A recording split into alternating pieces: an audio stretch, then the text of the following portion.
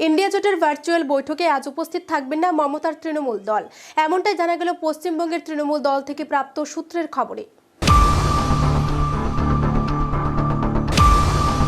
শনিবার সকাল 11:30 ইন্ডিয়া জোটের ভার্চুয়াল বৈঠকে যাবেন না তৃণমূল দল।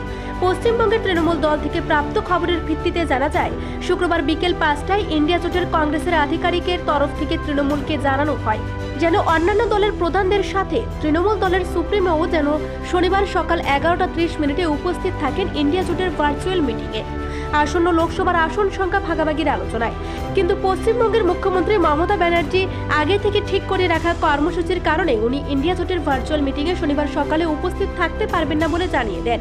নেত্রী আরও জানিয়েছেন, আগামী সপ্তাহে সমস্ত এজেন্ডা ঠিক করে যেন সর্বদলের প্রধানদের খবর দেওয়া হয়।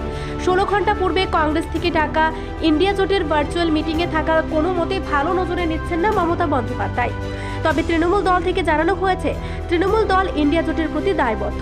ভারতবর্ষের বেকার সমস্যা ও অর্থনৈতিক দুর্বল পরিকাঠামোর দিকে তাকিয়ে তারা ইন্ডিয়া জোটের সাথে আসন সংখ্যা ভাগাভাগিতে সহমত পোষণ করেন। Bureau report, Asian Times.